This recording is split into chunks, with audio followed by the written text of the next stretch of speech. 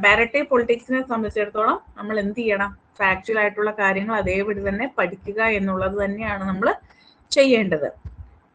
ഇനി ഞാൻ പറഞ്ഞല്ലോ, ഫസ്റ്റ് മൊഡ്യൂൾ എന്ന് പറയുന്നത് നോർമലി നമ്മൾ മോഡേൺ പൊളിറ്റിക്കൽ അനാലിസിസിൽ പഠിച്ചിട്ടുള്ള കുറെ പോർഷൻസ്. നിങ്ങൾ സിസ്റ്റംസ് തിയറി ഒക്കെ പഠിച്ചിരുന്നോ? ഡേവിഡ് ഈസ്റ്റന്റെ സിസ്റ്റംസ് തിയറി പഠിച്ചോ? നമ്മൾ പബ്ലിക് അഡ്മിനിസ്ട്രേഷനിൽ അത് പഠിച്ചിരുന്നു, പക്ഷെ ആ കോണ്ടെക്സ്റ്റിലല്ല ഇവിടെ വരുന്നത്. മീൻസ് ഒരേ കാര്യം തന്നെ കുറച്ചുകൂടെ ഡീറ്റെയിൽ ആയിട്ടുള്ള പഠനമാണ്. മോഡേൺ പൊളിറ്റിക്കൽ അനാലിസിസിൽ സിസ്റ്റംസ് തിയറി പഠിച്ചോ? നിർമ്മൽ സാർ പഠിപ്പിച്ചോ? സ്ട്രക്ചറൽ ഫങ്ഷണൽ അനാലിസിസ്, ഡേവിഡ് ഈസ്റ്റന്റെ സിസ്റ്റം തിയറി, ഇതൊക്കെ പഠിപ്പിച്ചത് കൊണ്ട് ഇനി ഞാൻ എടുക്കേണ്ട കാര്യമില്ലല്ലോ. അതങ്ങ് സ്കിപ്പ് ചെയ്തിട്ട് ബാക്കി പറഞ്ഞാൽ മതിയാവുമല്ലോ അല്ലെ? അതൊക്കെ നമുക്ക് ഒഴിവാക്കാലോ അല്ലെ? സിസ്റ്റംസ് തിയറി നമുക്ക് ഒഴിവാക്കാലോ. സ്ട്രക്ചറൽ ഫങ്ഷണൽ അനാലിസിസും ഇൻപുട്ട് ഔട്ട്പുട്ട് സിസ്റ്റം ഒക്കെ നമുക്ക് ഒഴിവാക്കാലോ അല്ലെ?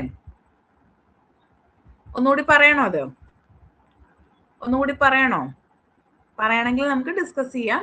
ഇനി നിങ്ങൾക്ക് ഓക്കെ ആണെങ്കിൽ നമുക്കത് സ്കിപ്പ് ചെയ്യാം. നിങ്ങൾ പറയുന്നത് പോലെ എങ്ങനെയാണെന്ന് വെച്ചാൽ അങ്ങനെ ചെയ്യാം കേട്ടോ. റിപ്പീറ്റ് ചെയ്യാം കുഴപ്പമില്ല, റിപ്പീറ്റ് ചെയ്യാം കേട്ടോ. ഓക്കെ, നമുക്ക് സ്റ്റാർട്ട് ചെയ്താലോ എങ്കിൽ. ഇമ്പോർട്ടന്റ് പോയിന്റ്സ് ഒന്നുകൂടെ റിപ്പീറ്റ് ചെയ്യാം കേട്ടോ. ഓക്കെ, അപ്പൊ എന്താ കമ്പാരറ്റീവ് പൊളിറ്റിക്സ് എന്ന് വെച്ചാൽ? കമ്പാരറ്റീവ് പൊളിറ്റിക്സ് എന്ന് വെച്ചാൽ എന്താ? കമ്പാരറ്റീവ് എന്ന് പറഞ്ഞാൽ കമ്പയർ ചെയ്യുക എന്നുള്ളതാണ് അല്ലെ? അപ്പൊ പൊളിറ്റിക്കൽ സയൻസിൽ എന്തായിരിക്കും കമ്പയർ ചെയ്യുക നമ്മള്? പൊളിറ്റിക്കൽ സയൻസിൽ നമ്മൾ കമ്പയർ ചെയ്യുന്നത് എന്തായിരിക്കും? പൊളിറ്റിക്കൽ സയൻസിൽ നമ്മൾ കമ്പയർ ചെയ്യുന്നത് എന്തായിരിക്കും?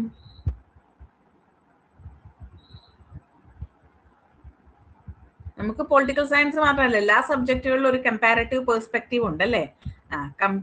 കമ്പാരറ്റീവ് പൊളിറ്റിക്സിൽ നമ്മൾ കമ്പയർ ചെയ്യുന്നത് ഡിഫറെന്റ് സ്റ്റേറ്റ്സിന്റെ, അതായത് പല രാജ്യങ്ങളുടെ പൊളിറ്റിക്കൽ സിസ്റ്റത്തെ കുറിച്ചാണ് നമ്മൾ കമ്പയർ ചെയ്യുന്നത്. അങ്ങനെ കമ്പാരിസൺ നടത്തുന്ന സമയത്ത് നമ്മൾ ഒരു പർട്ടിക്കുലർ ആയിട്ടുള്ള ഒരു പെർസ്പെക്റ്റീവ് അനുസരിച്ചിട്ടായിരിക്കും കമ്പയർ ചെയ്യുന്നത്. ഫോർ എക്സാമ്പിൾ ആയിട്ട് നമ്മൾ എന്തുകൊണ്ടാണ് UK USA കമ്പയർ ചെയ്യാൻ കാരണം, ഇല്ല ഇന്ത്യ USA കമ്പയർ ചെയ്യാൻ കാരണം എന്തായിരിക്കും? UK USA കമ്പയർ ചെയ്യാൻ കാരണം എന്തായിരിക്കും? UK USA രണ്ടും രണ്ട് രാജ്യങ്ങളാണ്, രണ്ട് വ്യത്യസ്ത പൊളിറ്റിക്കൽ സിസ്റ്റംസ് ഉള്ള രാജ്യങ്ങളാണ്. അപ്പൊ ഏതിന്റെ അടിസ്ഥാനത്തിലായിരിക്കും നമ്മൾ UKയും USAയും ഒരു കമ്പാരറ്റീവ് പെർസ്പെക്റ്റീവിൽ കാണുന്നത്?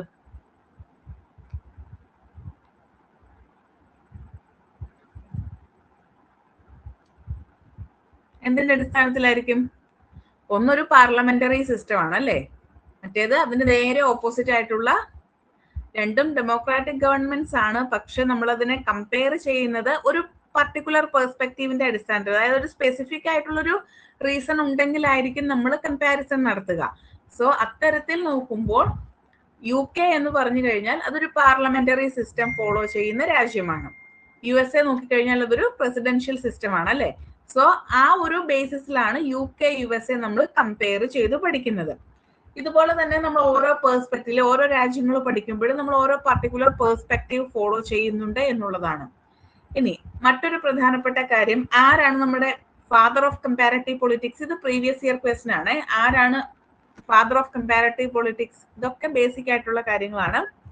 ഫാദർ ഓഫ് കമ്പാരറ്റീവ് പൊളിറ്റിക്സ് എന്നറിയപ്പെടുന്ന ആരെയാണ്?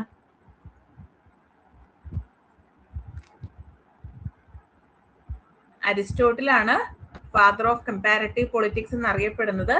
കാരണം എന്താ? അദ്ദേഹം 158 കോൺസ്റ്റിറ്റ്യൂഷൻസ് കമ്പയർ ചെയ്തിട്ട് പഠനം നടത്തിയിട്ടുണ്ട് എന്നാണ് പറയുന്നത്. സോ അദ്ദേഹത്തിനെയാണ് ഫാദർ ഓഫ് കമ്പാരറ്റീവ് പൊളിറ്റിക്സ് എന്നറിയപ്പെടുന്നത്. ഇനി നമ്മുടെ കമ്പാരറ്റീവ് പൊളിറ്റിക്സിലേക്ക് നോക്കിക്കഴിഞ്ഞാൽ നമുക്കൊരു രണ്ട് തരത്തിലുള്ള, അല്ലെങ്കിൽ നമുക്ക് കമ്പാരറ്റീവ് പൊളിറ്റിക്സിനെ രണ്ടായിട്ട് ഡിവൈഡ് ചെയ്യാൻ പറ്റും. അതായത് സെക്കൻഡ് വേൾഡ് വാറിന് മുമ്പ് ഒരു ഇറ എന്നുള്ള രീതിയിലും സെക്കൻഡ് വേൾഡ് വാറിന് ശേഷം മറ്റൊരു ഇറ എന്നുള്ള രീതിയിലും രണ്ടായിട്ട് നമുക്ക് ക്ലാസിഫൈ ചെയ്യാം. അതില് വേൾഡ് വാർ 2 വരെയുള്ള പീരീഡിനെ നമ്മൾ ട്രഡീഷണൽ കമ്പാരറ്റീവ് പൊളിറ്റിക്സ് എന്നാണ് വിളിക്കുക. വേൾഡ് വാർ 2 ശേഷമുള്ള പീരീഡിനെ നമ്മൾ മോഡേൺ കമ്പാരറ്റീവ് പൊളിറ്റിക്സ് എന്നാണ് വിളിക്കുക. ഇനി എന്തുകൊണ്ടാണ് നമ്മൾ കമ്പാരറ്റീവ് പൊളിറ്റിക്സ് പഠിക്കുന്നതെന്ന് ചോദിച്ചു കഴിഞ്ഞാൽ, എല്ലാ സ്റ്റഡീസും, ഇപ്പം പൊളിറ്റിക്കൽ സയൻസ് തന്നെയല്ല, ഏതൊരു സബ്ജക്റ്റും അതിനൊരു ഒതന്റിസിറ്റി ഉണ്ടാവണമെങ്കിൽ, അല്ലെങ്കിൽ അതൊരു സയന്റിഫിക് ആയിട്ടുള്ള രീതിയിൽ നിലനിൽക്കണമെങ്കിൽ നല്ല രീതിയിലുള്ള ഒരു ഫാക്ച്വൽ ബേസ്ഡ് ആയിട്ടുള്ള അല്ലെങ്കിൽ ഒരു എംപിരിക്കൽ സ്റ്റഡി ഒക്കെ ആവശ്യമായിട്ട് വരും. പക്ഷേ പൊളിറ്റിക്കൽ സയൻസിൽ അത്തരത്തിലുള്ള ഒരു എംപിരിക്കൽ സ്റ്റഡീസിന് സ്കോപ്പ് കുറവാണ് അല്ലെ. കാരണം ഇവിടെ കൂടുതൽ വാല്യൂ ബേസ്ഡ് ആയിട്ടുള്ള സിസ്റ്റംസ് ഒക്കെ ഉണ്ട്. പക്ഷെ അത്തരത്തിലൊരു എംപിരിക്കൽ സ്റ്റഡിയിലേക്ക് പൊളിറ്റിക്കൽ സയൻസിനെ മാറ്റുന്നതിന് വേണ്ടി നമ്മൾ ഉപയോഗിക്കുന്ന ഒരു ടെക്നിക്കാണ് കമ്പാരിസൺ മെത്തേഡ് എന്ന് പറയുന്നത്. ഇല്ലെങ്കിൽ പൊളിറ്റിക്കൽ സയൻസിൽ ഒരു സയന്റിഫിക് ആയിട്ടുള്ള ഒരു ആറ്റിറ്റ്യൂഡ് കൊണ്ടുവരുന്നതിന്, അതിൽ ഒബ്ജക്ടിവിറ്റി ഉണ്ടാക്കുന്നതിനൊക്കെ വേണ്ടി നമ്മൾ ഉപയോഗിക്കുന്ന ഒരു മെത്തേഡാണ് കമ്പാരിസൺ മെത്തേഡ് എന്ന് പറയുന്നത്. അപ്പൊ നാച്ചുറൽ സയൻസ് ഒക്കെ പോലെ ഫിസിക്സ്, കെമിസ്ട്രി, ബയോളജി ഒക്കെ പോലുള്ള സബ്ജക്റ്റുകളാണെങ്കിൽ നമുക്കൊരു ലബോറട്ടറിയിലൂടെ നമുക്ക് അതിനെ എന്താണ് തെളിയിച്ചെടുക്കാൻ പറ്റും. എക്സ്പെരിമെന്റ്സിലൂടെ നമുക്ക് അതിനെ എന്ത് ചെയ്യാൻ പറ്റും, തെളിയിച്ചെടുക്കാൻ പറ്റും, പ്രൂവ് ചെയ്യാൻ പറ്റും. പക്ഷെ പൊളിറ്റിക്കൽ സയൻസ് പോലെയുള്ള സബ്ജക്റ്റീവ് നേച്ചറിലുള്ള സബ്ജക്റ്റുകൾ നമുക്ക് പ്രൂവ് ചെയ്തെടുക്കാൻ ബുദ്ധിമുട്ടാണ്. സോ അത്തരം സാഹചര്യങ്ങളിൽ നമ്മൾ ഉപയോഗിക്കുന്ന ടെക്നിക്കാണ് കമ്പാരറ്റീവ് മെത്തേഡ് എന്ന് പറയുന്നത്. അതൊന്ന് ഓർത്ത് വെച്ചാൽ മതിയാകും. ഇനി കമ്പാരറ്റീവ് പൊളിറ്റിക്സിന്റെ അഡ്വാൻറ്റേജസിലേക്ക് നോക്കിക്കഴിഞ്ഞാൽ ഒന്നാമത്തേത് ഗെയിനിങ് നോളേജ് ആണ്. അതായത് പല പല രാജ്യങ്ങളുടെ പൊളിറ്റിക്കൽ സിസ്റ്റത്തെ കുറിച്ച് നമുക്ക് അറിവുണ്ടാക്കാൻ സഹായിക്കുന്നു എന്നുള്ളതാണ് ഒന്നാമത്തെ അഡ്വാൻറ്റേജ് ആയിട്ട് പറയുക.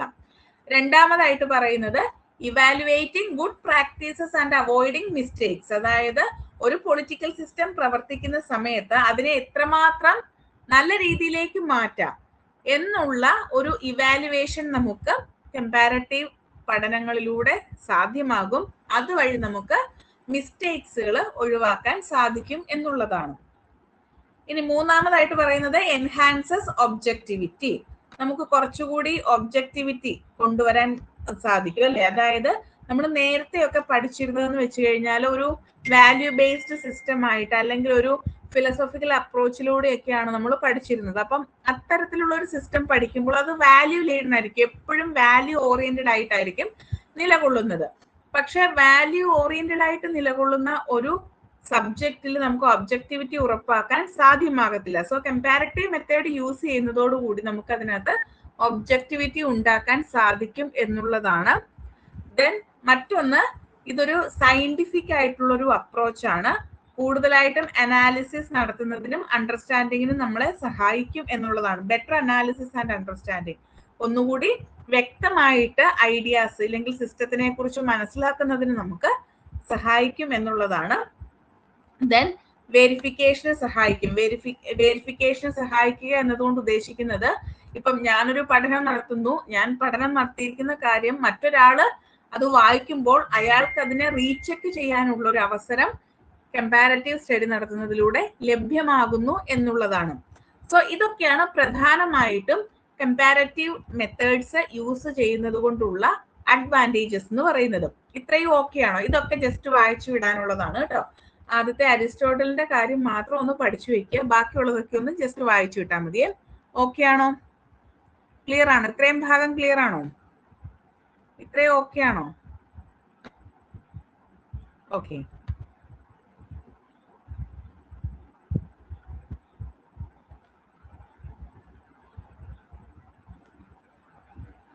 ഇനി നമുക്ക് ലിമിറ്റേഷൻസ് ഓഫ് കമ്പാരറ്റീവ് പൊളിറ്റിക്സ് നോക്കാം. അപ്പൊ കമ്പാരറ്റീവ് പൊളിറ്റിക്സിന് അഡ്വാൻറ്റേജസ് മാത്രമല്ല ഡിസഡ്വാൻറ്റേജസും ഉണ്ട്. സോ എന്തൊക്കെയാണ് ഡിസഡ്വാൻറ്റേജസ് നോക്കാം. ഒന്നാമത്തേത് റേഞ്ച് ഓഫ് വേരിയബിൾസ് ആണ്. ഇപ്പൊ റേഞ്ച് ഓഫ് വേരിയബിൾസ് കൊണ്ട് ഉദ്ദേശിക്കുന്നത് ഒരു പൊളിറ്റിക്കൽ സിസ്റ്റത്തിനെ അഫക്റ്റ് ചെയ്യുന്നത് ഒരു സിംഗിൾ ഫാക്ടർ മാത്രമായിരിക്കില്ല, മൾട്ടിപ്പിൾ ഫാക്ടേഴ്സ് ആ ഒരു പൊളിറ്റിക്കൽ സിസ്റ്റത്തിനെ അഫക്റ്റ് ചെയ്യും എന്നുള്ളതാണ്. ഫോർ എക്സാമ്പിൾ ആയിട്ട് ആ സിസ്റ്റത്തിന്റെ സൊസൈറ്റി, ഇപ്പൊ ഇന്ത്യയെ സംബന്ധിച്ചിടത്തോളം ആണെങ്കിൽ നമ്മൾ എപ്പോഴും പറയാറുണ്ട് ഇന്ത്യ ഒരു കാസ്റ്റ് ബേസ്ഡ് സൊസൈറ്റി ആണ്, അല്ലെങ്കിൽ ഒക്കുപ്പേഷൻ ബേസ്ഡ് സൊസൈറ്റി ആണ്. അപ്പൊ അത്തരത്തിലുള്ള ഒരു സൊസൈറ്റി എന്ന് പറയുന്നത് മറ്റൊരു സൊസൈറ്റിയെ വെച്ച് നോക്കുമ്പോൾ ഡിഫറെന്റ് ആയിരിക്കും അല്ലെ.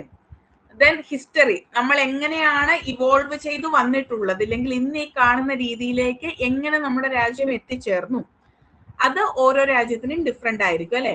അപ്പൊ അതൊരു ഫാക്ടർ ആയിട്ട് തന്നെ നിലകൊള്ളുന്നുണ്ട്. പിന്നെ നമ്മുടെ climatic conditions, geography, economy, resources, ഇങ്ങനെയുള്ള ഒരുപാട് ഫാക്ടേഴ്സ് ഒരു പൊളിറ്റിക്കൽ സിസ്റ്റത്തിനെ അഫക്റ്റ് ചെയ്യുന്നുണ്ട്. സോ ഇത്തരത്തിലുള്ള ഈ എല്ലാ ഫാക്ടേഴ്സ്, ഇപ്പൊ സൊസൈറ്റി, ഹിസ്റ്ററി ഒക്കെ നമുക്ക് ക്വാണ്ടിഫൈ ചെയ്യാൻ ബുദ്ധിമുട്ടാണ് അല്ലെ. അതൊക്കെ ഒരു ക്വാളിറ്റേറ്റീവ് നേച്ചറിലുള്ള ഫാക്ടേഴ്സ് ആണ്. അപ്പം അത്തരത്തിലുള്ള ഫാക്ടേഴ്സിനെ മനസ്സിലാക്കാനും പഠിക്കുവാനും നമുക്ക് ബുദ്ധിമുട്ടാണ് എന്നുള്ളതാണ് ഫസ്റ്റ് ലിമിറ്റേഷൻ ആയിട്ട് പറയുന്നത്. ഇത്രേ ഉള്ളൂ. നമ്മുടെ കമ്പാരറ്റീവ് പൊളിറ്റിക്സിൽ ഉൾപ്പെടുന്ന, ഇല്ലെങ്കിൽ ഒരു പൊളിറ്റിക്കൽ സിസ്റ്റത്തിന്റെ ഭാഗമായിട്ട് ധാരാളം ഫാക്ടേഴ്സ് വരുന്നുണ്ട്. അതിൽ ഓൾമോസ്റ്റ് എല്ലാ ഫാക്ടേഴ്സും ഒരു ക്വാളിറ്റി ലെവലിലുള്ള, അല്ലെങ്കിൽ ഒരു ക്വാളിറ്റേറ്റീവ് നേച്ചറിലുള്ള ഫാക്ടേഴ്സ് ആയിട്ടാണ് നിലകൊള്ളുന്നത്. അപ്പോൾ അവിടെ നമുക്ക് പഠനമാക്കുക എന്നുള്ളത് കുറച്ച് ഡിഫിക്കൽട്ട് ആണ് എന്നുള്ളതാണ്. എപ്പോഴും നമുക്ക് ന്യൂമറിക്കൽ ആയിട്ടുള്ള വാല്യൂസിനെ പഠിക്കുവാനാണ് എളുപ്പം അല്ലെ. ഇപ്പൊ നിങ്ങളോടൊരു സത്യം എന്ന് പറയുന്ന ഒരു കോൺസെപ്റ്റിനെ കുറിച്ച് പറയുന്നതും 5+8 എത്രയാണെന്ന് ചോദിക്കുന്നതും നോക്കിക്കഴിഞ്ഞാൽ നിങ്ങൾക്ക് ഏറ്റവും എളുപ്പം 5+8 പറയാനായിരിക്കും അല്ലെ. ഇപ്പൊ നമുക്ക് മറ്റൊരാളെ പറഞ്ഞു മനസ്സിലാക്കാൻ കുറച്ച് ബുദ്ധിമുട്ടായിരിക്കും അല്ലെ. അപ്പൊ അത്തരത്തിലുള്ള അബ്സ്ട്രാക്റ്റീവ് നേച്ചറിലുള്ള ഒരുപാട് ഫാക്ടേഴ്സ് ഒരു പൊളിറ്റിക്കൽ സിസ്റ്റത്തിൽ ഉണ്ട് എന്നുള്ളതാണ് ഫസ്റ്റ് ലിമിറ്റേഷൻ ആയിട്ട് വരുന്നത്.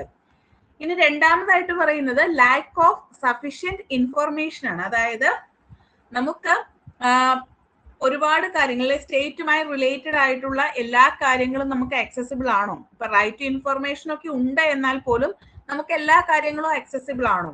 അതിൽ നിന്നും ഒരുപാട് കാര്യങ്ങളെ മാറ്റി നിർത്തിയിട്ടുണ്ട് അല്ലെ. ഇപ്പൊ ഡിഫൻസുമായി റിലേറ്റഡ് ആയിട്ടുള്ളത്, നമ്മുടെ രാജ്യത്തിന്റെ സെക്യൂരിറ്റി ആയി റിലേറ്റഡ് ആയിട്ടുള്ള, ഫോറിൻ അഫയേഴ്സുമായി ബന്ധപ്പെട്ടിട്ടുള്ള കാര്യങ്ങളൊക്കെ ഒരു നോർമൽ ആയിട്ടുള്ള പെർസ്പെക്റ്റീവിൽ നമുക്ക് കിട്ടത്തില്ല. അല്ലെങ്കിൽ റൈറ്റ് ടു ഇൻഫർമേഷൻ കൊടുത്താൽ പോലും നമുക്ക് കിട്ടത്തില്ല. ഇനി അത് മാത്രമല്ല, ചൈന, നോർത്ത് കൊറിയ ഒക്കെ പോലുള്ള രാജ്യങ്ങളാണെങ്കിലോ അവരൊരിക്കലും അവരുടെ ഇന്റേണൽ ആയിട്ടുള്ള ഒരു കാര്യങ്ങളും പുറത്ത് വിടത്തില്ല അല്ലെ. ഈവൻ ന്യൂസ് പോലും നമുക്ക് ലഭ്യമാകാൻ, റൈറ്റ് ടു പ്രസ് പോലും അവിടെ വളരെ ലിമിറ്റഡ് ആണ് എന്നുള്ളതാണ് അല്ലെ. അപ്പൊ അത്തരമുള്ള സാഹചര്യങ്ങളിൽ നമുക്ക് പല പൊളിറ്റിക്കൽ സിസ്റ്റത്തിനെ കുറിച്ചും ഇൻഫർമേഷൻ കിട്ടാൻ ബുദ്ധിമുട്ടാണ് എന്നുള്ളതാണ് രണ്ടാമതായിട്ട് നേരിടുന്ന പ്രശ്നം. മൂന്നാമത്തേത് നമ്മൾ ഓൾറെഡി പറഞ്ഞ പ്രോബ്ലം ഓഫ് ഒബ്ജക്ടിവിറ്റി ആണ്. ഒരു സബ്ജക്റ്റീവ് നേച്ചർ ആണ് പൊളിറ്റിക്കൽ സിസ്റ്റം എന്ന് പറയുന്നത്. പൊളിറ്റിക്കൽ സിസ്റ്റത്തിനുള്ള ഒരു സബ്ജക്റ്റീവ് നേച്ചർ ആണ്. നമ്മൾ ഈ പറയുന്ന സോഷ്യൽ സിസ്റ്റത്തിലെ അല്ലെങ്കിൽ പൊളിറ്റിക്കൽ സിസ്റ്റത്തിലെ പ്രാക്ടീസസ് ഒക്കെ നമുക്ക് സബ്ജക്റ്റീവ് ആയിട്ടാണ് പറയാൻ സാധിക്കുക. അതിന് നമുക്ക് ഒബ്ജക്ടിവിറ്റി കിട്ടുക എന്നുള്ളത് കുറച്ച് ഡിഫിക്കൽട്ട് ആണ്. ദെൻ ഡൈനാമിക് നേച്ചർ ആണ്. നമ്മൾ എപ്പോഴും പറയുന്നതാണ് അല്ലെ, പൊളിറ്റിക്സ് എന്ന് പറഞ്ഞു കഴിഞ്ഞാൽ എന്താണ്? It's changing. ഓരോ നിമിഷവും ചേഞ്ച് ചെയ്തുകൊണ്ടിരിക്കുകയാണ്. സോ ഇത്തരത്തിൽ ഒരിക്കലും ഒരു സ്റ്റാറ്റിക് ആയിട്ടുള്ള ലെവലിലല്ല പൊളിറ്റിക്സ് നിലകൊള്ളുന്നത്. അതുകൊണ്ട് തന്നെ ഇന്ന് നമ്മൾ പഠിച്ചു വെക്കുന്ന കാര്യങ്ങൾ നാളെ എത്രമാത്രം റെലവെന്റ് ആണ് എന്നുള്ളത് വലിയ ക്വസ്റ്റ്യനബിൾ ആയിട്ടുള്ള ഒരു കാര്യമാണ് അല്ലെ. ഇപ്പൊ നമ്മൾ ഇന്നത്തെ ഒരു സാഹചര്യത്തിൽ, അല്ലെങ്കിൽ 2020 നമ്മൾ പഠിക്കുന്ന സോഷ്യൽ സിസ്റ്റത്തെ കുറിച്ചല്ല നമ്മൾ ഇന്ന് പഠിക്കുന്നത്. ഒരു 2000 പഠിച്ചിട്ടുള്ള ഒരു പൊളിറ്റിക്കൽ സിസ്റ്റം അല്ല ഇന്നുള്ളത്. 2000 നമ്മൾ പേപ്പർ ഉപയോഗിച്ചിട്ടുള്ള അഡ്മിനിസ്ട്രേഷൻ ഒക്കെ ആണെങ്കിൽ ഇന്ന് പേപ്പർലെസ് അഡ്മിനിസ്ട്രേഷൻ ആണ് അല്ലെ. അപ്പം വലിയൊരു ചേഞ്ച്, ഒരു ഡ്രാസ്റ്റിക് ആയിട്ടുള്ള ഒരു ചേഞ്ച് ഉണ്ടായിട്ടുണ്ട്. അപ്പം ഇത്തരത്തിൽ ഓരോ നിമിഷവും പൊളിറ്റിക്സ് എന്ത് ചെയ്തുകൊണ്ടിരിക്കുകയാണ്? മാറിക്കൊണ്ടേയിരിക്കുകയാണ്. അതുകൊണ്ട് തന്നെ പൊളിറ്റിക്കൽ സയൻസ് എന്ന് പറയുന്നത്, ഇല്ലെങ്കിൽ കമ്പാരിറ്റീവ് ലെവലിൽ നോക്കിയാലും ഏത് പെർസ്പെക്റ്റീവിൽ നോക്കിയാലും പൊളിറ്റിക്കൽ സയൻസ് എന്ന് പറയുന്നതും പൊളിറ്റിക്സ് എന്ന് പറയുന്നതും ചേഞ്ചിങ് ആയിക്കൊണ്ടേയിരിക്കുന്നു. സോ നമുക്കൊരു കറക്റ്റ് ആയിട്ടുള്ള ഒരു ആൻസർ ഇല്ലെങ്കിൽ ഒരു സ്റ്റഡി നമുക്ക് ഇതിൽ പോസിബിൾ ആകില്ല എന്നുള്ളതാണ് മറ്റൊരു ഡിസഡ്വാൻറ്റേജ് ആയിട്ട് പറയുന്നത്. സോ ഇത്രയുമാണ് കമ്പാരിറ്റീവ് പൊളിറ്റിക്സിന്റെ ഡിസഡ്വാൻറ്റേജ് എന്ന് പറയുന്നത്. ക്ലിയർ ആയോ? ഇവിടെ ഒക്കെ നിങ്ങൾ വായിച്ചാൽ മതി കേട്ടോ. ഇതൊന്നും എക്സാമിന്റെ പെർസ്പെക്റ്റീവിൽ ഇതുവരെയും ചോദിച്ചിട്ടില്ല. വേണമെങ്കിൽ സ്റ്റേറ്റ്മെന്റ് ക്വസ്റ്റ്യൻസ് ഒക്കെ ചോദിക്കാം, പക്ഷെ ഇതുവരെയും ചോദിച്ചിട്ടില്ല കേട്ടോ. സോ ഇത് വായിച്ചു വിട്ടാൽ മതിയേ. ഇപ്പൊ ക്ലിയർ ആയെന്ന് വിശ്വസിക്കുന്നു. ഇനി നമ്മൾ മെത്തേഡ് ഓഫ് കമ്പാരിറ്റീവ് പൊളിറ്റിക്സ് ആണ്. ആക്ച്വലി ഇത് നിങ്ങൾക്ക് നിർമ്മൽ സാർ പഠിപ്പിച്ചിട്ടുണ്ടായിരിക്കും. പൊളിറ്റിക്കൽ തിയറി പഠിക്കുന്നതിന് വേണ്ടിയിട്ടുള്ള അപ്രോച്ചസ് നിങ്ങൾ പഠിച്ചിരുന്നോ? Philosophical approach, institutional approach, legal method എന്നൊക്കെ പറഞ്ഞ് പഠിച്ചിരുന്നോ? പഠിച്ചോ? പൊളിറ്റിക്കൽ തിയറി എടുത്ത സമയത്ത് പഠിച്ചോ? മോഡേൺ പൊളിറ്റിക്കൽ അനാലിസിസിന്റെ ഫസ്റ്റ് യൂണിറ്റിൽ പഠിച്ചോ?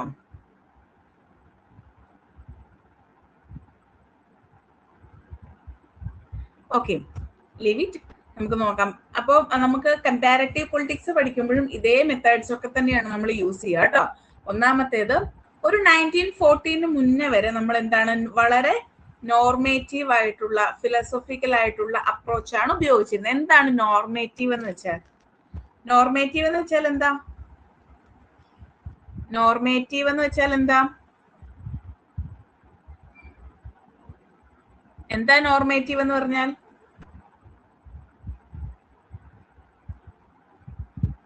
നോർമേറ്റീവ് എന്ന് വെച്ചാൽ എന്താ?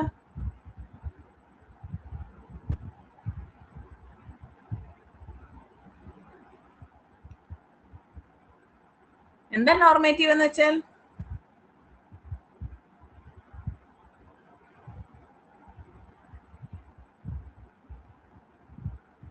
വാല്യൂ ബേസ്ഡ് ആണ് അല്ലെ? ബേസ്ഡ് ഓൺ നോംസ് ആണ്. അപ്പം വാല്യൂ ബേസ്ഡ് ആണ്. ഓക്കെ, വാല്യൂ ബേസ്ഡ് ആണ്. വാല്യൂ ബേസ്ഡ് ആവുമ്പോൾ നമ്മൾ എന്താ ചെയ്യുന്നത്? നമ്മൾ അതിനെക്കുറിച്ച് എക്സിസ്റ്റിംഗ് ആയിട്ടുള്ള ഒരു സിറ്റുവേഷനെ കുറിച്ച് മാത്രമേ നമ്മൾ പഠിക്കുന്നുള്ളൂ. ഒപ്പം തന്നെ എന്താണ് നമ്മൾ പറഞ്ഞു വെച്ചിരിക്കുന്ന കാര്യങ്ങളെ ഒന്നുകൂടിയൊക്കെ ഒന്ന് എക്സ്പാൻഡ് ചെയ്ത് ഒരു ഡിസ്ക്രിപ്റ്റീവ് നേച്ചറിലുള്ള ഒരു പഠനമാണ് നമ്മൾ നടത്തുന്നത്. പക്ഷെ ഒരു 18th സെഞ്ചുറിയുടെ പകുതിയൊക്കെ ആയപ്പോഴേക്കും ഒരു ലീഗലിസ്റ്റിക് കോൺസ്റ്റിറ്റ്യൂഷണൽ അപ്രോച്ച് വളർന്നു വന്നു. എന്ന് വെച്ച് കഴിഞ്ഞാൽ സ്റ്റേറ്റിന്റെ നിയമത്തിന് പ്രാധാന്യം കൊടുത്തുകൊണ്ട് കോൺസ്റ്റിറ്റ്യൂഷനെ കുറിച്ചുകൊണ്ടൊക്കെ പഠിച്ചുകൊണ്ട് ഉള്ളൊരു അപ്രോച്ചാണ് ലീഗലിസ്റ്റിക് കോൺസ്റ്റിറ്റ്യൂഷണൽ അപ്രോച്ച് എന്ന് പറയുന്നത്.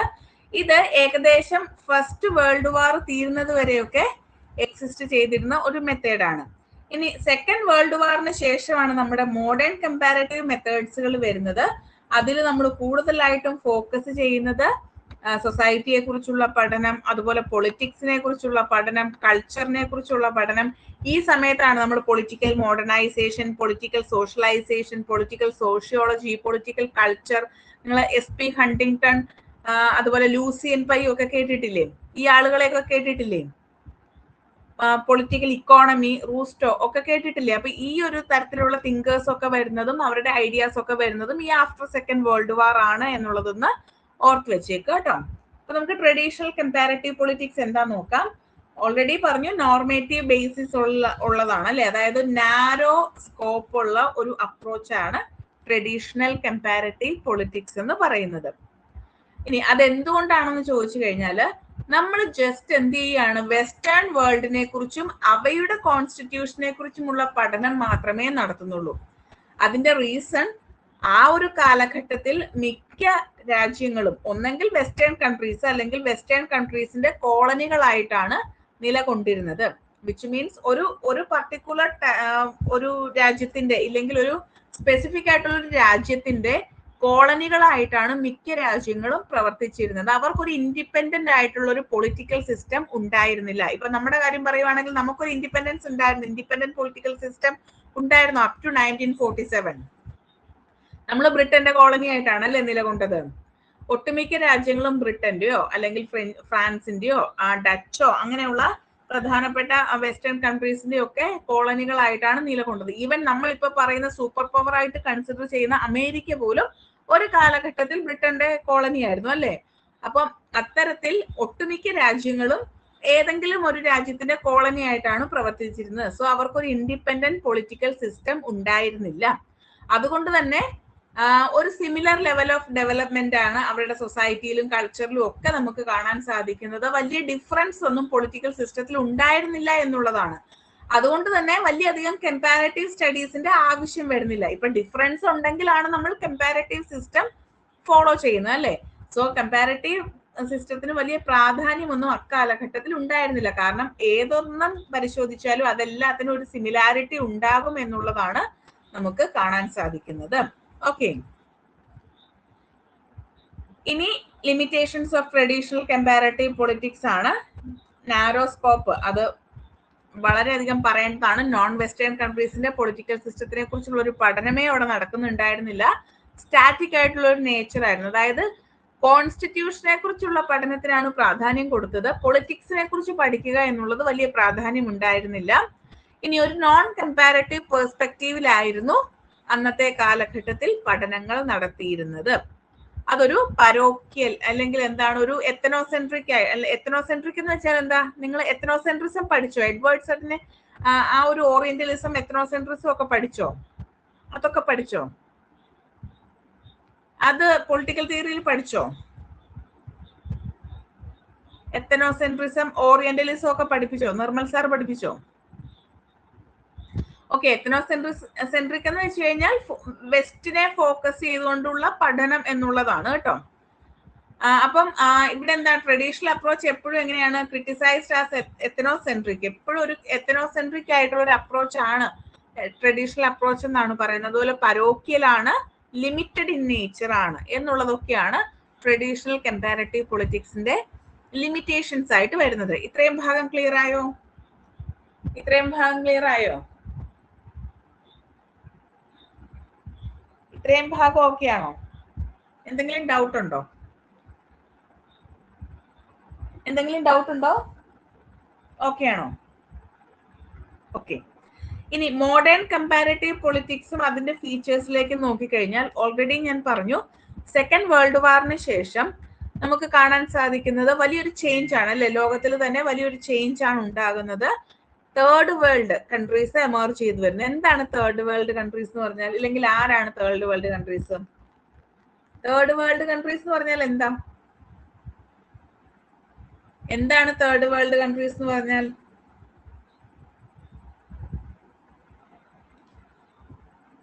അണ്ടർ ഡെവലപ്മെന്റ്,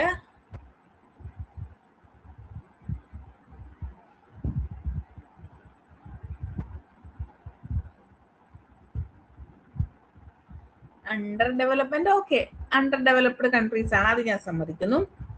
പിന്നെ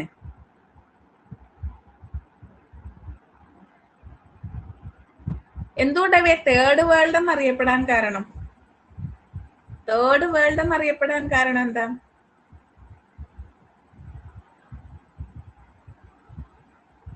നമ്മൾ പറഞ്ഞു after second world war. After second world war എന്ന് പറഞ്ഞാൽ 1945 ശേഷമാണ് അല്ലെ. 1945 ശേഷം ലോകത്തിന്റെ പ്രത്യേകത എന്തായിരുന്നു? 1945 ശേഷം ലോകത്തിന്റെ പ്രത്യേകത എന്തായിരുന്നു? ആ ഒരു പീരീഡിനെ നമ്മളൊരു പർട്ടിക്കുലർ പേരിൽ വിളിക്കുമല്ലോ, ഒരു സ്പെസിഫിക് നെയിമിൽ വിളിക്കുമല്ലോ. നിങ്ങൾ ഓൾറെഡി സാർ പഠിപ്പിച്ചിട്ടുണ്ട്, അതെനിക്കറിയാം. ബൈപോളാർ. ഓക്കെ, ബൈപോളാർ ഇതാണ്. നമ്മൾ ആ ഒരു എറ എന്ത് എറാന്നാ വിളിക്കുക?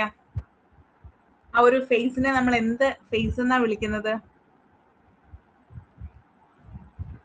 ആ ഒരു ഫേസിനെ നമ്മൾ എന്ത് ഫേസ് എന്നാ വിളിക്കുക? ഒരു സ്പെസിഫിക് നെയിം ഉണ്ടല്ലോ, നിങ്ങളുടെ സിലബസിലൊക്കെ അത് ആ പർട്ടിക്കുലർ നെയിം തന്നെയുണ്ട്.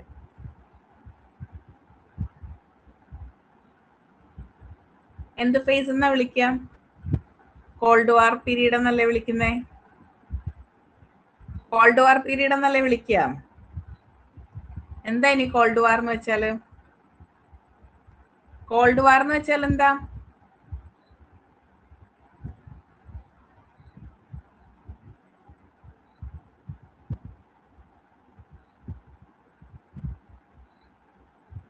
ഒരു ഐഡിയോളജിക്കൽ വാർ ആണ് അല്ലെ. സോഷ്യലിസവും ക്യാപിറ്റലിസവും തമ്മിലുള്ള ഒരു ഐഡിയോളജിക്കൽ വാർ ആണ്.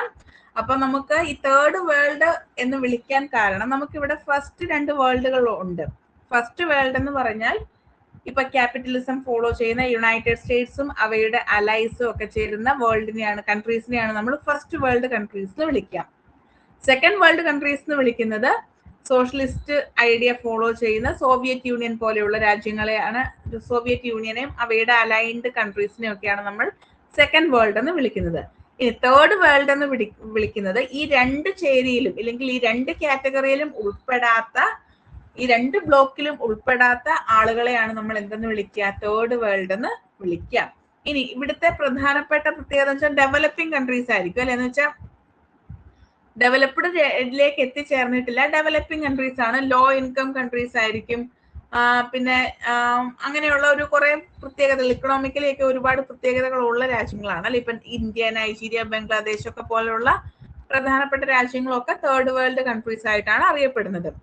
അപ്പോ ഈ സെക്കൻഡ് വേൾഡ് വാറിന് ശേഷം നമുക്ക് കാണാൻ സാധിക്കുന്നത് ഇത്തരത്തിലുള്ള തേർഡ് വേൾഡ് കൺട്രീസിന്റെ എമർജൻസ് ആണ്. അതായത് ഒരുപാട് രാജ്യങ്ങൾക്ക് ഡീകോളനൈസേഷൻ, വിച്ച് മീൻസ് അവയെ എന്ത് ചെയ്ത് ഇൻഡിപെൻഡന്റ് ആക്കുന്ന ഒരു കാലഘട്ടം കൂടിയാണ് ആഫ്റ്റർ സെക്കൻഡ് വേൾഡ് വാർ എന്ന് പറഞ്ഞത്. ഇപ്പൊ ഇന്ത്യ, ചൈന, പാകിസ്ഥാൻ അങ്ങനെയുള്ള ഒരുപാട് രാജ്യങ്ങൾ എന്ത് ചെയ്യുന്നുണ്ട്? കോളനി വൽക്കരണത്തിൽ നിന്നും ഇല്ലെങ്കിൽ ഡീകോളനൈസ് ചെയ്തിട്ട് അവരെ ഇൻഡിപെൻഡന്റ് ആക്കി മാറ്റുന്നുണ്ട്. സോ അത്തരത്തിൽ മാറ്റുന്ന രാജ്യങ്ങളെല്ലാം ഒരു തേർഡ് വേൾഡ് കാറ്റഗറിയിലേക്കാണ് പോയിട്ടുള്ളത് എന്നുള്ളത്. അതായത് ഇക്കണോമിക്കലി വലിയ ഡെവലപ്മെന്റ് ഒന്നും ഇല്ലാത്ത ലോ ലെവൽ ഇൻകം സ്റ്റേറ്റസ് ഉള്ള രാജ്യങ്ങളെയാണ് നമ്മൾ തേർഡ് വേൾഡ് കൺട്രീസ് എന്ന് പറയുന്നത്. ഇവര് ബോത്ത് ക്യാപിറ്റലിസത്തിന്റെ മെമ്പേഴ്സ് ആയിരിക്കില്ല, സോഷ്യലിസത്തിന്റെ മെമ്പേഴ്സ് ആയിരിക്കില്ല എന്നുള്ളതാണ്. അപ്പൊ ഇത്തരത്തിലുള്ള രാജ്യങ്ങളൊക്കെ വന്നതോടുകൂടി ഇവിടുത്തെ പഠന വിഷയങ്ങളിലും മാറ്റം ഉണ്ടായി എന്നുള്ളതാണ്. അപ്പൊ ഇവിടെ ഒരു ബിഹേവിയറലിസം ഉണ്ടാകുന്നതിന് ഇത് കാരണമായിട്ടുണ്ട്.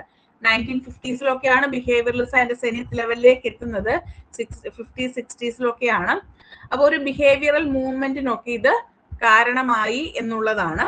ഇനി മോഡേൺ മെത്തേഡ്സ് നമ്മൾ പല ഹെഡിങ്സുകളായിട്ടാണ് പഠിക്കുക. ഒന്നാമത്തേത് സിസ്റ്റംസ് അപ്രോച്ച്, ഡേവിഡ് ഈസ്റ്റന്റെ ഇൻപുട്ട് ഔട്ട്പുട്ട് അനാലിസിസ് ആണ് നമ്മൾ ഇതിനകത്ത് പഠിക്കുക. പിന്നെ ഗബ്രിയൽ ആൽമണ്ട് ആൻഡ് പോവൽ പറയുന്ന സ്ട്രക്ചറൽ ഫങ്ഷണൽ അപ്രോച്ച്, അതുപോലെ Lucian pi political development, SP Huntington political modernisation, political culture, political sociology, political economy. അപ്പൊ ഇതൊക്കെയാണ് പ്രധാനപ്പെട്ട മോഡേൺ മെത്തേഡ്സ് എന്ന് പറയുന്നത്. എല്ലാം നമ്മൾ ഡീറ്റെയിൽ ആയിട്ട് പഠിക്കും കേട്ടോ. അപ്പൊ systems approach, structural functional approach, political development, political modernisation, political culture, political sociology, political economy. ഈ ഫിഗറിലുള്ളത് നമ്മുടെ ഡേവിഡ് ഈസ്റ്റൺ ആണ് കേട്ടോ. ഈ ഫിഗറിലുള്ള ഡേവിഡ് ഈസ്റ്റൺ ആണ്. ഓക്കെ, സിസ്റ്റംസ് അപ്രോച്ച് ഒക്കെ ഞാൻ വേറെ കുറച്ചുകൂടെ ഷോർട്ട് ആക്കി ഒരു PDF ആഡ് ചെയ്തിട്ടുണ്ട്, അതിൽ നമുക്ക് പഠിക്കാം കേട്ടോ.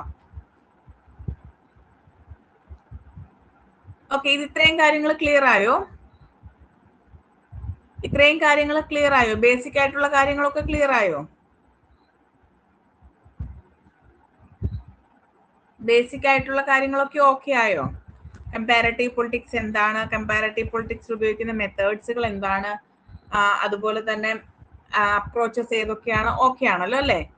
ഇത്രയും ഭാഗങ്ങളിൽ പൊളിറ്റിക്കൽ സയൻസ് കമ്പാരറ്റീവ് പൊളിറ്റിക്സിന്റെ ഫാദർ ആരാണെന്നുള്ളത് പഠിക്കുക, എന്താണ് കമ്പാരറ്റീവ് പൊളിറ്റിക്സ് എന്നുള്ളത് മനസ്സിലാക്കുക, പിന്നെ ആ ഒരു ട്രെൻഡ്, അതായത് ട്രഡീഷണൽ കമ്പാരറ്റീവ് പൊളിറ്റിക്സ് ഉപയോഗിക്കുന്ന മെത്തേഡ്, മോഡേൺ കമ്പാരറ്റീവ് പൊളിറ്റിക്സ് ഉപയോഗിക്കുന്ന മെത്തേഡ്സ്, എന്തുകൊണ്ടാണ് തേർഡ് വേൾഡ് കൺട്രീസിന് അറിയപ്പെടുന്നത്, ഇങ്ങനെയുള്ള കാര്യങ്ങളൊക്കെ ഒന്ന് മനസ്സിലാക്കി വെക്കുക കേട്ടോ. സോ ഞാൻ ഈ ഒരു PDF ക്ലോസ് ചെയ്യാണ്, നെക്സ്റ്റ് ഫയൽ ഷെയർ ചെയ്യാവേ.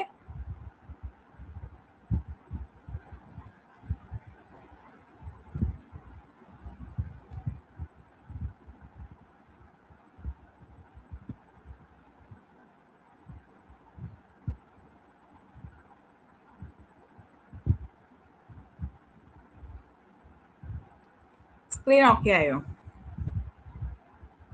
ഓക്കെ ആയോ?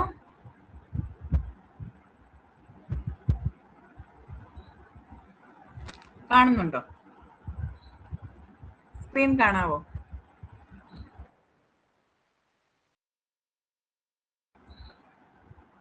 സ്ക്രീൻ ഓക്കെ ആണോ? നിങ്ങൾ കമന്റ് ചെയ്യുന്നുണ്ടോ? ഇനി എൻ്റെ നെറ്റ്വർക്ക് ഇഷ്യൂ എന്തെങ്കിലും ആണോ? എനിക്കൊന്നും കാണുന്നില്ല, മെസ്സേജസ് ഒന്നും. ഓക്കെ ആണോ? സ്ക്രീൻ കാണുന്നില്ല അല്ലേ?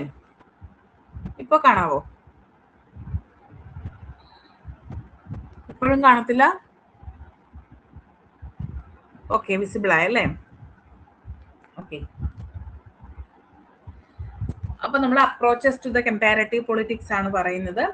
അതിൽ ഫസ്റ്റ് വൺ പറയുന്നത് ഇൻസ്റ്റിറ്റ്യൂഷണൽ അപ്രോച്ച് ആണ്. അപ്പൊ ഇത് നമുക്ക് ഡീറ്റെയിൽ ആയിട്ട് പഠിക്കാം. ഇത് വളരെ മൈന്യൂട്ട് ആയിട്ടുള്ള കാര്യങ്ങൾ വരെ ഉൾപ്പെടുത്തി, എന്നാൽ ഒരുപാട് ഡീറ്റെയിൽ ആയിട്ടുള്ള നോട്ടല്ല, വളരെ ചെറിയതായിട്ട് കാര്യങ്ങളെല്ലാം ഉൾക്കൊള്ളിച്ചുകൊണ്ടുള്ള കാര്യങ്ങളാണ്. ഇത് നിങ്ങൾ പഠിച്ചാൽ മതി കേട്ടോ. മറ്റേതിനകത്ത് ഇൻപുട്ട് ഔട്ട്പുട്ട് സിസ്റ്റം ഒക്കെ ഞാൻ ഉൾക്കൊള്ളിച്ചിട്ടുണ്ട്, പക്ഷെ അത് കുറച്ച് വൈഡ് ആണ്. നിങ്ങൾക്ക് ഒരു എക്സ്ട്രാ റീഡിങ് വേണമെങ്കിൽ അത് ഉപയോഗിക്കുക, പഠിക്കാൻ ഇത് ഉപയോഗിച്ചാൽ മതിയേ.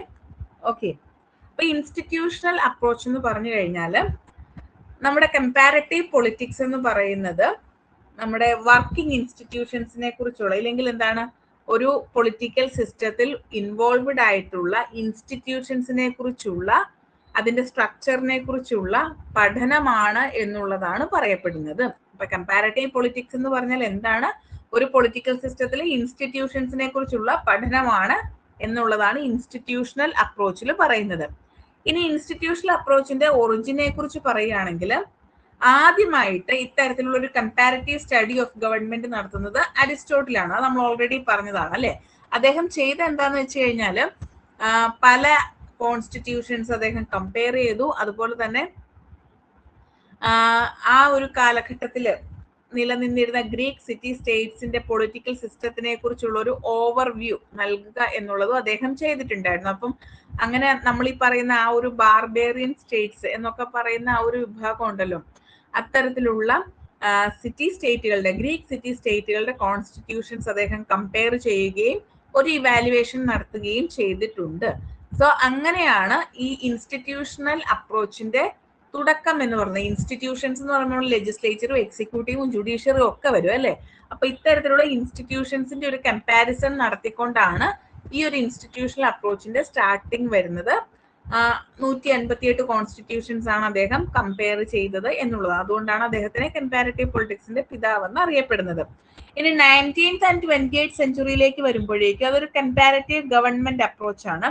ഈ ഒരു കാലഘട്ടത്തിലെ പ്രധാനപ്പെട്ട തിങ്കേഴ്സ് എന്ന് പറയുന്നത് ലോർഡ് ബ്രൈസ്, ലോവൽ, അതുപോലെ തന്നെ ഓസ്ട്രോഗോർസ്കി, ഇവരുടെയൊക്കെ പേരുകൾ നിങ്ങൾ മാക്സിമം ഒന്ന് ഓർത്ത് വെക്കുക. ഫുള്ള് പഠിക്കണമെന്നൊന്നുമില്ല, പക്ഷെ ഒന്ന് ഓർത്ത് വെക്കുക കേട്ടോ.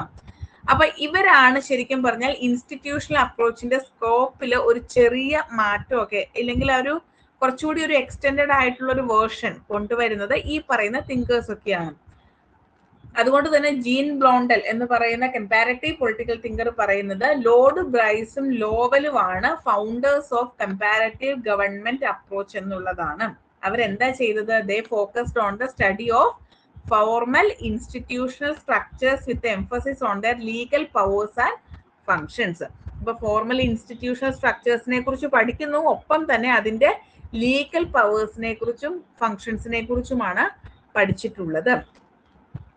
വർഷം നിങ്ങളോട് പഠിക്കണമെന്ന് ഞാൻ പറയത്തില്ല, ബുക്കുകളുടെ പേര് പഠിച്ചേ പറ്റുള്ളൂ കേട്ടോ. ഇത് നിങ്ങളോട് മുമ്പ് ചോദിച്ചിട്ടുണ്ട്. Lord Bryce, the American Commonwealth, published in 1888, modern democracies 1921.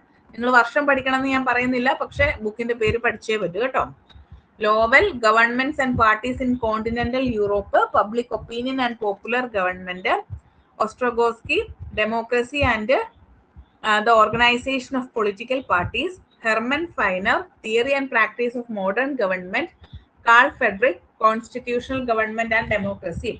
ഇനി ഈ ഒരു ബുക്കുകളുടെ പേരുകളും ഫുള്ള് പഠിക്കാതെ എന്തെങ്കിലും കോഡ് ഇട്ടോ ഇല്ലെങ്കിൽ ഒരു കീവേഡ് യൂസ് ചെയ്തോ ഒക്കെ നിങ്ങൾ പഠിക്കുക. ഇത് കംപ്ലീറ്റ് ആയിട്ട് പഠിക്കാൻ ബുദ്ധിമുട്ടാണെന്നുള്ള കാര്യം എനിക്കറിയാം. സോ നിങ്ങൾ എന്ത് ചെയ്യുക, ഒരു കീവേഡ് ഒക്കെ യൂസ് ചെയ്തിട്ട് പഠിക്കുക. ഇനി ഇതിന്റെ രണ്ടാമത്തെ സ്റ്റേജ് ആണ് ന്യൂ ഇൻസ്റ്റിറ്റ്യൂഷണൽ അപ്രോച്ച് എന്ന് പറയും. ഇൻസ്റ്റിറ്റ്യൂഷണലിസത്തിന്റെ ഒരു റിവൈവൽ പീരീഡ് ആണ് ന്യൂ ഇൻസ്റ്റിറ്റ്യൂഷണലിസം എന്ന് പറയുന്നത്.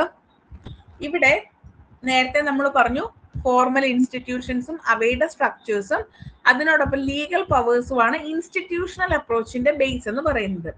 ഇവിടെ ഇൻസ്റ്റിറ്റ്യൂഷൻസിനെ ഫോക്കസ് ചെയ്യുന്നതിനോടൊപ്പം തന്നെ ആ ഇൻസ്റ്റിറ്റ്യൂഷൻസിൽ പൊളിറ്റിക്കൽ ഡിസിഷൻസ് എടുക്കുന്നതിലുള്ള ഇൻഡിവിജ്വലിന്റെ റോളിനെ കൂടെ അനലൈസ് ചെയ്യുന്നു എന്നുള്ളതാണ് ന്യൂ ഇൻസ്റ്റിറ്റ്യൂഷണലിസത്തിന്റെ പ്രത്യേകത എന്ന് പറയുന്നത്.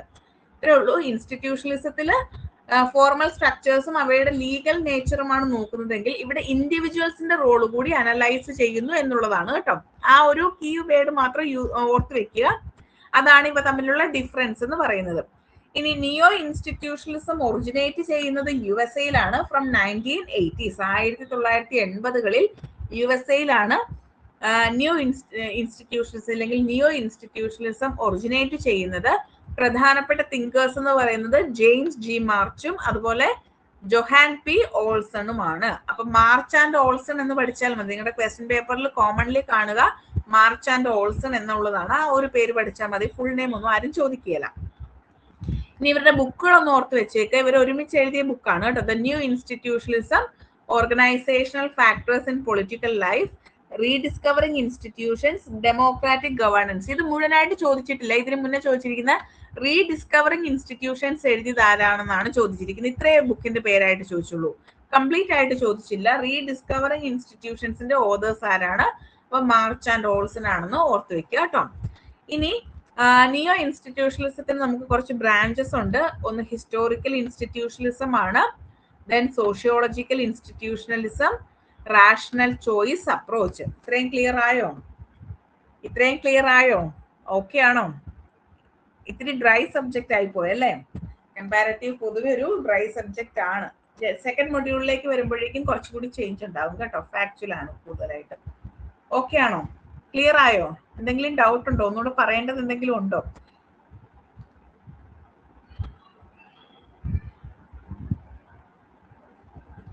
ഓക്കെ ആണല്ലോ അല്ലേ? ബാക്കിയുള്ളവർക്കൊക്കെ ഓക്കെ ആണോ? എനിക്ക് തന്നെ അറിയാം ഇത് ഇത്തിരി ഡ്രൈ ആണ്, പഠിക്കാൻ അത്ര സുഖമുള്ള പോർഷൻ അല്ല എന്നുള്ളത് എനിക്ക് തന്നെ അറിയാം. പക്ഷെ നമുക്ക് പഠിച്ചേ പറ്റത്തുള്ളൂ. നമുക്ക് മാർക്ക് സ്കോർ ചെയ്യണമല്ലോ. ഇവിടുന്ന് ഒരു നമുക്ക് 25 ക്വസ്റ്റ്യൻസ് ഉണ്ട് കേട്ടോ. 25 to 28 ക്വസ്റ്റ്യൻസ് ഈ ഭാഗത്തു നിന്നുണ്ട്. അതുകൊണ്ട് കമ്പാരിറ്റീവ് നമുക്ക് സ്കിപ്പ് ചെയ്യാൻ പറ്റത്തില്ല. ഇനി നമുക്ക് 4 ടൈപ്പ് ഓഫ് ന്യൂ ഇൻസ്റ്റിറ്റ്യൂഷണലിസം ഉണ്ട്. നമ്മൾ ആദ്യമേ പറഞ്ഞു rational choice institutionalism. Rational choice institutionalism focus ചെയ്യുന്നത് എങ്ങനെയാണ് റാഷണൽ ആക്ടേഴ്സ് അവയുടെ പ്രിഫറൻസസ് ഒക്കെ പെർസ്യൂ ചെയ്തെടുക്കുന്നത്. അപ്പം അവരവിടെ ഉപയോഗിക്കുന്ന ടെക്നിക്ക് എന്താ? Logic of calculation. അത് പഠിച്ചു വയ്ക്കുക. Rational choice theory, logic of calculation. ഇതിൽ പ്രധാനപ്പെട്ട thinkers Olson, North, Levi, Rothstein ഒക്കെയാണ്. പക്ഷെ നിങ്ങൾ ഈ തിങ്കേഴ്സിന്റെ പേര് പഠിച്ചില്ലെങ്കിലും rational choice institutionalism logic of calculation use ചെയ്തിട്ടാണ് എക്സ്പ്ലെയിൻ ചെയ്യുന്നത് എന്ന് പഠിച്ചു വയ്ക്കുക കേട്ടോ. ഇവര് ചെയ്യുന്നത് how rational actors pursue their preferences in institutions through logic of calculation. Logic of calculation ഉപയോഗിച്ചുകൊണ്ട് അവരുടെ പ്രിഫറൻസസ് എങ്ങനെയാണ് ഇൻസ്റ്റിറ്റ്യൂഷനിൽ നിന്നും പെർസ്യൂ ചെയ്തെടുക്കുന്നത് എന്നതിനെ കുറിച്ച് എക്സ്പ്ലെയിൻ ചെയ്യുന്ന മെത്തേഡാണ് റാഷണൽ ചോയ്സ് ഇൻസ്റ്റിറ്റ്യൂഷണലിസം. ക്ലിയർ ആയോ? റാഷണൽ ചോയ്സ് ഇൻസ്റ്റിറ്റ്യൂഷണലിസം ക്ലിയർ ആയോ? റാഷണൽ ചോയ്സ് എന്ന് വെച്ചാൽ എന്താ? യുക്തിപൂർവമായി ചിന്തിച്ച് ഒരു കാര്യത്തെ തീരുമാനിച്ചെടുക്കുക. അതിനവർ ഉപയോഗിക്കുന്ന technique logic of calculation. Okay ആണോ? ക്ലിയർ ആയോ?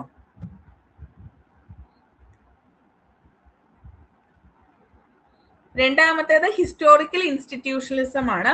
ഹിസ്റ്റോറിക്കൽ ഇൻസ്റ്റിറ്റ്യൂഷണലിസത്തിൽ അവർ ഉപയോഗിക്കുന്ന ടെക്നിക്ക് എന്ന് പറയുന്നത്, നിങ്ങൾ ആ ടെക്നിക്ക് പഠിച്ചു വയ്ക്കുക, ലോജിക് ഓഫ് പാത്ത് ഡിപ്പെൻഡൻസി. അപ്പം അവർ ലോജിക് ഓഫ് കാൽക്കുലേഷൻ ഉപയോഗിച്ചാണ് കാൽക്കുലേറ്റ് ചെയ്യുന്നതെങ്കിൽ ഇവർ ലോജിക് ഓഫ് പാത്ത് ഡിപ്പെൻഡൻസി ആണ് ഫോളോ ചെയ്യുന്നത്. ദെൻ സോഷ്യോളജിക്കൽ ഇൻസ്റ്റിറ്റ്യൂഷണലിസം ആകുമ്പോൾ ലോജിക് ഓഫ് അപ്രോപ്രിയേറ്റ്നെസ് ആണ് യൂസ് ചെയ്യുന്നത്.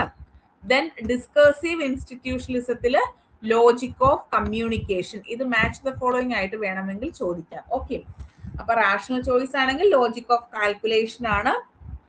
ദെൻ ഹിസ്റ്റോറിക് ആണെങ്കിൽ ലോജിക് ഓഫ് പാത്ത് ഡിപ്പെൻഡൻസി ആണ്. സോഷ്യോളജിക്കൽ ആണെങ്കിൽ ലോജിക് ഓഫ് അപ്രോപ്രിയേറ്റ്നെസ് ആണ്. ഡിസ്കേഴ്സീവ് ആണെങ്കിൽ ലോജിക് ഓഫ് കമ്മ്യൂണിക്കേഷൻ ആണ്. ക്ലിയർ ആയോ? ക്ലിയർ ആയോ? ഓക്കെ ആണോ? ക്ലിയർ ആയോ?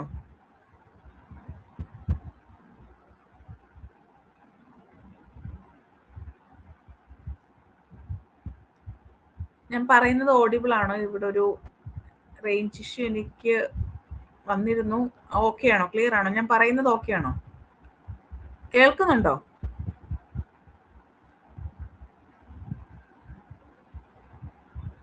ഓക്കെ, ഇത്രയും ഭാഗം ക്ലിയർ ആയെന്ന് വിശ്വസിക്കുന്നു. എന്തെങ്കിലും ഡൗട്ട് ഉണ്ടെങ്കിൽ ചോദിക്കണേ.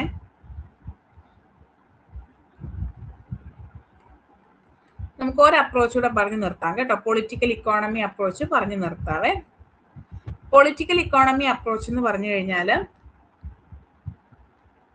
നമ്മുടെ സോഷ്യൽ ആൻഡ് പൊളിറ്റിക്കൽ ഫിനോമിന അല്ലെങ്കിൽ നമ്മുടെ സോഷ്യൽ ആൻഡ് പൊളിറ്റിക്കൽ പ്രോസസ്സിനെ കുറിച്ച് പഠിക്കുന്ന സമയത്ത് ഇക്കണോമിക്സിനെയും പൊളിറ്റിക്സിനെയും രണ്ട് സെപ്പറേറ്റ് ഡൊമെയിൻസിൽ കൺസിഡർ ചെയ്യാത്ത അപ്രോച്ചാണ് പൊളിറ്റിക്കൽ ഇക്കോണമി അപ്രോച്ച്. എന്ന് വെച്ച് കഴിഞ്ഞാൽ ഇവർ രണ്ടിനെയും ഒരുപോലെ പഠിക്കണം. ഒരു സോഷ്യൽ അല്ലെങ്കിൽ ഒരു സോഷ്യൽ സിസ്റ്റത്തെ കുറിച്ചോ ഒരു പൊളിറ്റിക്കൽ സിസ്റ്റത്തെ കുറിച്ചോ പഠിക്കുന്ന സമയത്ത് നമ്മൾ ജസ്റ്റ് പൊളിറ്റിക്സ് മാത്രം പഠിച്ചാൽ പോരാ, മറിച്ച് എന്താണ് അവിടെ ഇക്കണോമിക്സ് കൂടി പഠിക്കണം എന്ന് പറയുന്ന ഒരു അപ്രോച്ചാണ് പൊളിറ്റിക്കൽ ഇക്കോണമി അപ്രോച്ച് എന്ന് പറയുന്നത്. അപ്പൊ ഇവിടെ നമ്മൾ പ്രധാനമായിട്ടും ഫോക്കസ് ചെയ്യുന്നത് എങ്ങനെയാണ് ഒരു പൊളിറ്റിക്കൽ സിസ്റ്റം പൊളിറ്റിക്കൽ ഡെവലപ്മെന്റിലേക്ക് എത്തിച്ചേരുന്നത്. ഈ പൊളിറ്റിക്കൽ സിസ്റ്റത്തിന്റെ കീ കൺസേൺ എന്തായിരിക്കും, അല്ലെങ്കിൽ പ്രധാനപ്പെട്ട കൺസേൺ എന്തായിരിക്കും? പൊളിറ്റിക്കൽ ഡെവലപ്മെന്റിലേക്ക് എങ്ങനെ എത്തിച്ചേരാം. അത് തന്നെയാണ് പൊളിറ്റിക്കൽ ഇക്കോണമി അപ്രോച്ചിൽ എപ്പോഴും ഫോക്കസ് ചെയ്യുന്നത്. ദെൻ ഇവിടെ നമുക്ക് കാണാൻ പറ്റുന്ന പ്രധാനപ്പെട്ട തിങ്കേഴ്സ് ഒന്ന് ആഡം സ്മിത്ത് ആണ്. ആഡം സ്മിത്തിനെ നിങ്ങൾക്ക് അറിയായിരിക്കും.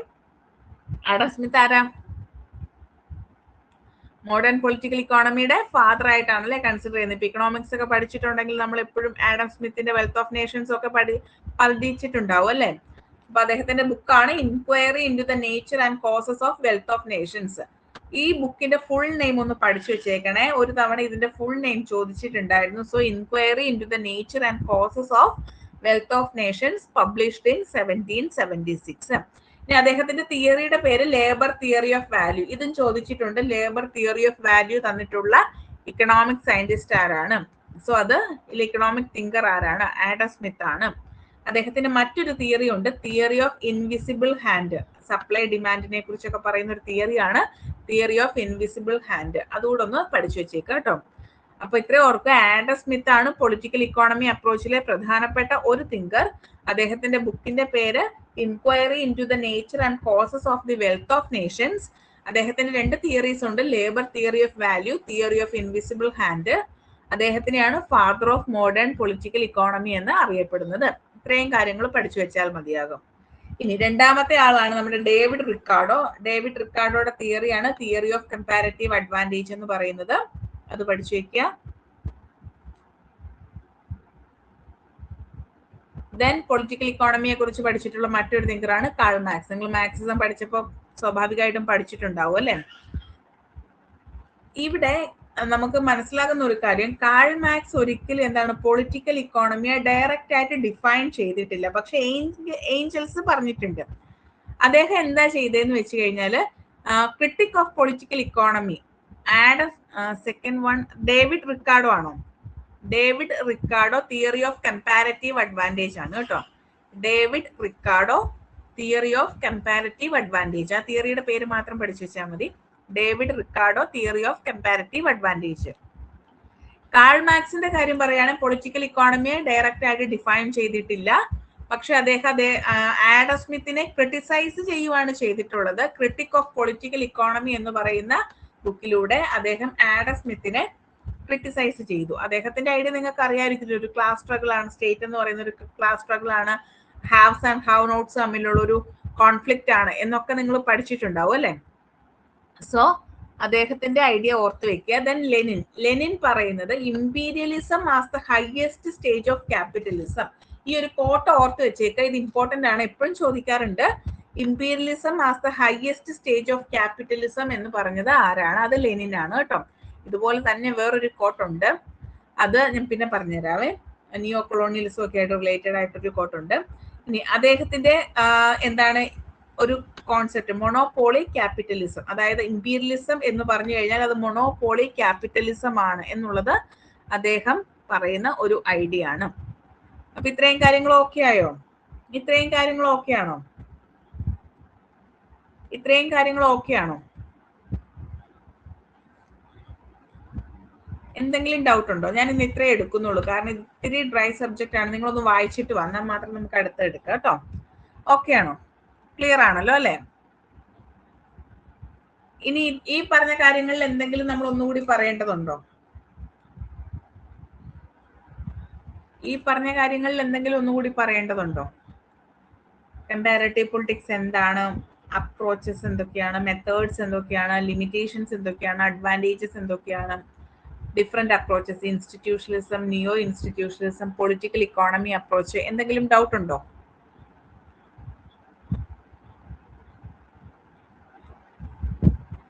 റെക്കോർഡ് ഒരു 10 മിനിറ്റിനുള്ളിൽ തന്നെ ആവും കേട്ടോ. ഇത് നമ്മൾ അപ്ലോഡ് ചെയ്യുകയല്ല ചെയ്യുന്നത്, ഓട്ടോമാറ്റിക് ആയിട്ട് ആപ്പിലേക്ക് അപ്ലോഡ് ആവുകയാണ് കേട്ടോ ചെയ്യുന്നത്. ഒരു 10 മിനിറ്റ് 15 മിനിറ്റിനുള്ളിൽ തന്നെ അപ്ലോഡ് ആവാറുണ്ട് കേട്ടോ. നമ്മളൊരു 8 മണിയൊക്കെ കഴിയുമ്പോൾ നോക്കിയാൽ മതി, ഉറപ്പായിട്ടും കിട്ടും. 8 മണി ഇല്ലെങ്കിൽ ഒരു 8:10 ശേഷം തന്നെ കിട്ടും കേട്ടോ.